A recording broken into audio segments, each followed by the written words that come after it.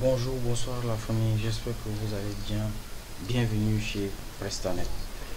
J'ai créé cette chaîne dans le but de permettre à tout un chacun d'apprendre les astuces en informatique, d'apprendre à créer son application mobile, son application web, son site web et tout ce qui suit en informatique. Sans plus tarder, aujourd'hui nous allons apprendre à héberger un projet sur GitHub. Alors GitHub, c'est un service d'hébergement en ligne, c'est-à-dire un groupe de personnes qui veut travailler sur un même projet, modifier les trucs en même temps pour avancer sur leur projet, peuvent héberger leur projet sur GitHub et travailler avec ce service d'hébergement. Alors, par exemple, moi j'ai un projet et que je veux travailler avec un ami, un frère. Voilà, je crée mon projet déjà dans ma machine. Une fois créé le projet dans ma machine, je pars sur GitHub, je crée un projet et je vais joindre les deux projets. Et à chaque fois que je modifie un truc, je peux également le mettre sur GitHub afin que les autres, mon collaborateur puisse également récupérer et modifier de son côté. Sans plus tarder, nous allons aller dans le vif du sujet. Voilà, nous allons dans un premier temps créer notre projet. Voilà, je vais créer un projet. Dans mon document, je dis j'ai créé un dossier qui s'appelle projet et je dois mettre un truc dans mon projet. Et pour mettre un truc, je vais juste prendre un exemple d'un portfolio sur HTML5 et essayer de le mettre sur GitHub. Sans plus tarder, j'entre dans mon navigateur, que ce soit Chrome, Firefox ou Edge. J'ouvre un onglet et je tape HTML5 et je clique sur la touche entrée.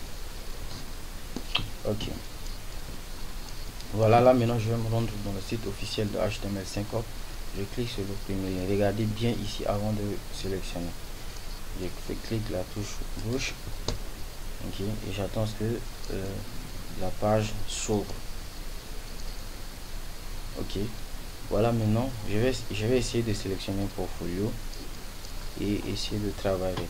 Je choisis par exemple ça, je clique sur Free Download et j'attends le téléchargement. Voilà, dans ma machine on me demande d'abord de choisir le dossier dans lequel je veux enregistrer, je vais télécharger le fichier. Donc moi, ça dépendra de tout et chacun.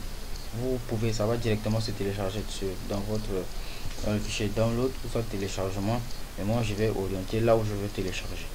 Voilà, j'enregistre sous et je choisis le dossier dans lequel j'avais dit auparavant que j'ai créé un dossier projet, que je vais mettre un truc dedans. Donc j'enregistre ici. Voilà, là le fichier est en train de se télécharger. Voilà, une fois fini, je me rends déjà là où j'avais téléchargé mon fichier. Voilà, le fichier est déjà téléchargé et je dois extraire le fichier. Je clique sur le clic gauche, après clic droit et je vois juste extraire ici. Voilà, j'extrais ici. Voilà tout ce qui se trouve dans mon projet. C'est tout ce qui se trouve dans le projet. Là, je peux effacer maintenant par exemple le readme et la licence.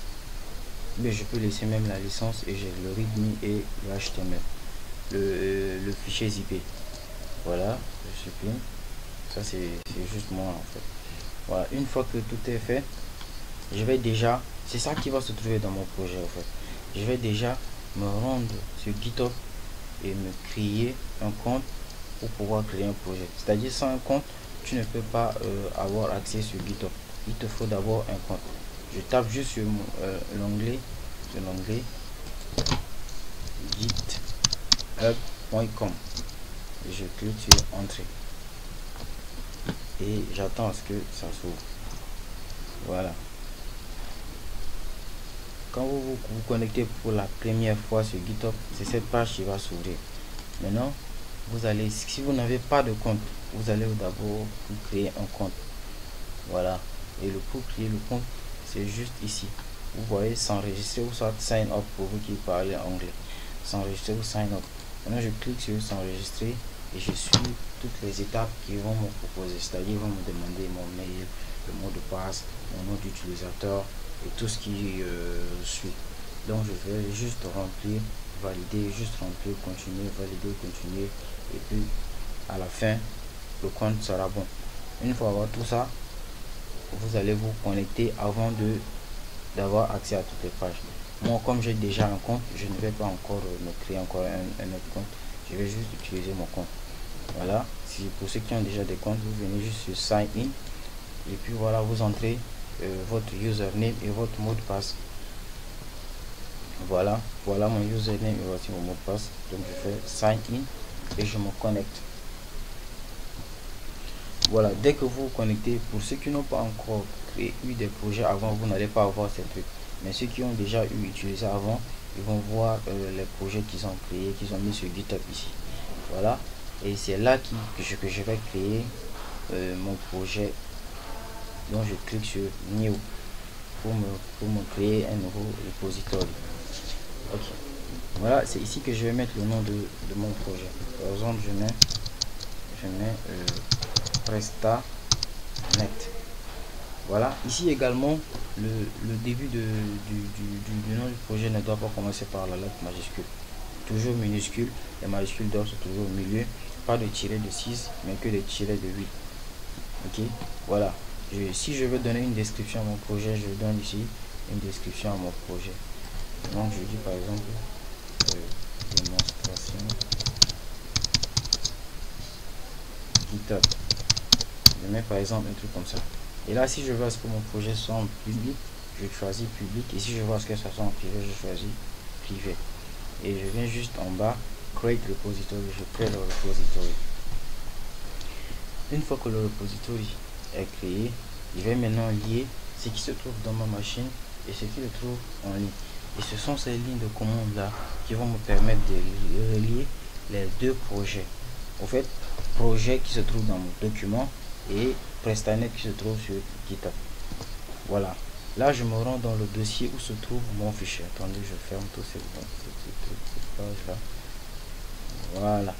Maintenant, je vais juste cliquer sur cette barre. Je clique sur cette barre et je tape CMD. Je clique sur la touche Entrée. Voilà. C'est la commande ici qui va s'ouvrir. C'est là où je vais mettre les commandes qui se trouvent sur GitHub. Je me rends sur GitHub. Je choisis, je commence ici Git init. C'est ça qui va me permettre d'initialiser. Donc, je sélectionne toute cette ligne. Je copie.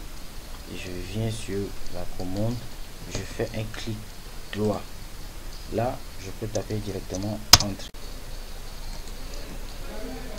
Ok, une fois git init, je vais maintenant ajouter tous les fichiers qui existent, c'est-à-dire la licence HTML index, HTML index.html, le dossier image, asset et tout ça. Je dois ajouter ça maintenant. Ok, et comment je dois ajouter ça? Je vais faire juste git add espace point et je clique sur Entrée. Là, il va télécharger tous les fichiers tout ce qui se trouve dans mon projet. Ok, maintenant je retourne sur Git, et je prends cette ligne de commande. Je prends le git commit, je copie, je repars ici et je fais clic droit et ensuite Entrée. Voilà. Maintenant, je retourne encore sur Git et là maintenant, je dois créer une branche. C'est-à-dire quand on travaille sur Git, on peut travailler sur plusieurs branches et à chaque fois, on va faire les poches là-bas. On va pousser toutes les modifications que nous faisons sur le projet, on va pousser là-bas sur Git. Donc sur Git, c'est sur les branches qu'on va pousser tout ce qu'on fait dans notre machine. C'est-à-dire dès que tu écris un truc, tu affiches un truc, mais tu modifies un truc, c'est sur les branches là que tu vas ajouter sur Git. Donc on va créer une branche main, ça sera la branche principale. Donc git branche -m, voilà, copier, je reviens, clic droit et Entrée. Là il a créé la branche main. Voilà, et comme je l'avais dit, c'est sur la branche main qu'on va ajouter. Et là on va déjà faire le record entre le truc. On va orienter sur quel projet on a mis sur Git là, sur quel projet on va travailler. Et ici vous voyez prestanet.git. Donc je prends cette ligne de commande, je copie et je reviens, je fais clic droit et encore entrée. Là il sait déjà sur quel projet il va insérer le truc. Là je vais maintenant pousser, comme j'avais dit, c'est sur les branches qu'on va pousser, et là je vais pousser directement sur la branche. Si vous êtes plusieurs à travailler, vous pouvez créer plusieurs branches, c'est-à-dire par exemple je travaille avec Renault, je travaille avec Mohamed Ndiaye, je travaille avec Samuel, je travaille avec Samson. Je peux créer git branche, la branche de Samuel, je peux créer la branche de Njuga, je peux créer la branche de Mohamed Ndiaye pour travailler avec. Alors là je vais pousser, je vais faire le push sur la branche principale dans le même. Donc je copie, je reviens ici et clic droit et entrée. Et là il va télécharger tout ce qui se trouvait dans mon projet ici, dans mon ordinateur. Il va télécharger tout ça et il va mettre ça sur Git. Donc j'attends le téléchargement. Là ça dépendra de votre connexion. Si vous avez une connexion rapide, voilà, ça va se faire très vite et très rapidement. Voilà qu'il a tout téléchargé. Donc là, dès que je me rends sur Git, je vais voir tout ce qui se trouvait ici, c'est à dire je vais voir index.html, image, asset et licence. Donc je pars dans mon projet sur Git, je rafraîchis la page et je vois bingo, je vois tous mes trucs ici, je vois index, licence, image et asset. Voilà. Donc dès que je modifie un truc sur mon ordinateur et que je veux le faire passer en ligne, je pourrais le faire passer. Je vais essayer de faire créer par exemple un nouveau fichier et essayer de mettre là-bas. Je crée par exemple view.html, view.html. Voilà. Ok. Je modifie. Voilà. Voici le nouveau fichier que j'ai créé. Si par exemple je vais éditer, je vais écrire un truc sur mon fichier HTML, je reviens sur mon, je tape, si je veux parler, si je tape code point, et là il va directement m'ouvrir l'éditeur sur lequel moi je travaille. Moi par exemple, moi je travaille sur Visual Studio Code, il va directement m'ouvrir Visual Studio Code et je pourrais ajouter quelque chose dans mon fichier que je viens de créer, c'est-à-dire view.html. Donc j'attends à ce que Visual Studio s'ouvre et je fais la modification que je veux. Voilà, ça tourne. Dès que ça s'ouvre, je modifie et j'ajoute. Je vais juste ajouter une phrase, je vais juste ajouter une phrase et essayer de mettre ça sur Git. Comme ça, vous allez voir comment ça se passe. Voilà. Ce n'est toujours pas. Voilà, ça tourne encore toujours. Ok. Voilà. Maintenant, comme moi je travaille sur Visual Studio Code, il a ouvert tout le projet. Et moi je veux modifier un truc sur mon nouveau fichier que j'ai créé. View.html. Voilà. Là, je vais éditer mon fichier view.html. Ok. Maintenant, je viens par exemple, j'écris HTML 5. Voilà. HTML 5. Ok. Peut-être l'extension de travail pour HTML 5. Sinon, en temps normal, il devait me proposer. Mais anyway, c'est pas grave. Je peux juste mettre par exemple une valise. Mais ça marche, je pense. HTML 5. Non, pas grave. Une valise là, j'écris bonjour PrestaNet. Voilà, je ferme ma valise. Voilà, mon fichier est déjà enregistré. Là, si je veux, j'ai fini de modifier mon projet et que je veux ajouter ce Git, je reviens sur la commande ci, je tape encore git add point et je clique sur entrée. Là, j'attends à ce qu'il ajoute. Et là, je viens et je dis git commit -m, j'ouvre les doubles cotes et je dis seconde commit. Je lui donne un nom, ça c'est juste un nom. Si vous voulez, vous mettez ce que vous voulez, c'est-à-dire la modification que vous avez faite. Maintenant, je clique sur entrée. Voilà. Maintenant, je reviens et je fais git proche mon u origine main. Voilà, là ça dépendra de la branche que vous voulez faire le post. Si vous travaillez sur la branche Renault, vous mettez origine Renault et ce que vous voulez et entrée. Là, il va télécharger automatiquement le nouveau fichier que j'ai mis et il va l'ajouter sur Git. Et comme je l'avais dit avant, ça dépend de votre connexion. Voilà. Donc là maintenant, si je pars sur Git, sur le projet, j'ai rafraîchi la page, je vais voir view.html et dès que j'ouvre .html, je vais voir ma balise. Voilà view.html qui est là. Et dès que j'ouvre ici, je vais voir la balise bonjour Prestanet. Je vous remercie pour ce petit moment passé ensemble.